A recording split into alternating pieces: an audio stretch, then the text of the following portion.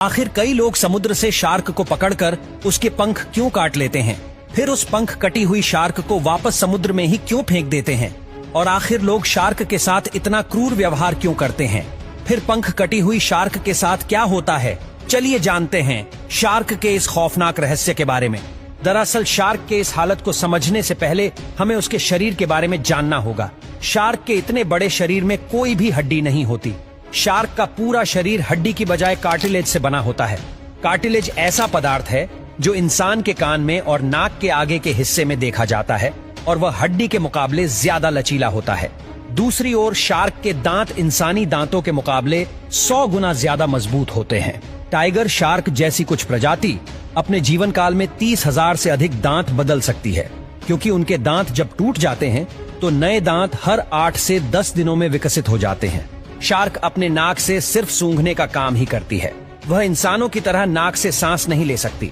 सांस लेने के लिए शार्क अपने शरीर पे रहे गिल्स का उपयोग करती है। शार्क की सांस लेने की प्रक्रिया भी अन्य मछलियों से काफी अलग होती है। शार्क मछली को सांस लेने के लिए लगातार तैरना पड़ता है। जैसे जैसे शार्क आगे तैरती है वैसे वैसे पानी उसके मुंह में आता है, और वहीं पानी में से शार्क ऑक्सीजन लेती है और पानी को वापस अपने गिल्स के माध्यम से बाहर छोड़ देती है। आखिर कई लोग समुद्र से शार्क को पकड़कर उसके पंख क्यों काट लेते हैं, फिर उस पंख कटी हुई शार्क को वापस समुद्र में ही क्यों फेंक देते हैं, और आखिर लोग शार्क के साथ इतना क्रूर व्यवहार क्यों करते हैं, फिर पंख कटी हुई शार्क के साथ क्या होता है, चलिए जानते हैं शार्क के इस खौफनाक रहस्य के बारे में। दरअसल शार्क के इस हालत को समझने से पहले हमें उसके शरीर के बारे में जानना होगा। शार्क के इतने बड़े शरीर में कोई भी हड्डी नहीं होती। शार्क का पूरा शरीर हड्डी की बजाय कार्टिलेज से बना होता है।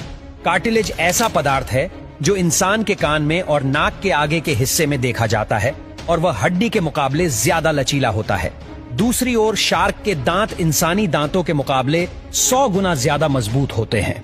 टाइगर शार्क जैसी कुछ प्रजाति अपने जीवन काल में 30,000 से अधिक दांत बदल सकती है, क्योंकि उनके दांत जब टूट जाते हैं तो नए दांत हर 8 से 10 दिनों में विकसित हो जाते हैं। शार्क अपने नाक से सिर्फ सूंघने का काम ही करती है। वह इंसानों की तरह नाक से सांस नहीं ले सकती। सांस लेने के लिए शार्क अपने शरीर पे रहे गिल्स का उपयोग करती है। शार्क की सांस लेने की प्रक्रिया भी अन्य मछलियों से काफी अलग होती है। शार्क मछली को सांस लेने के लिए लगातार तैरना पड़ता है। जैसे जैसे शार्क आगे तैरती है वैसे वैसे पानी उसके मुंह में आता है, और वहीं पानी में से शार्क ऑक्सीजन लेती है और पानी को वापस अपने गिल्स के माध्यम से बाहर छोड़ देती है।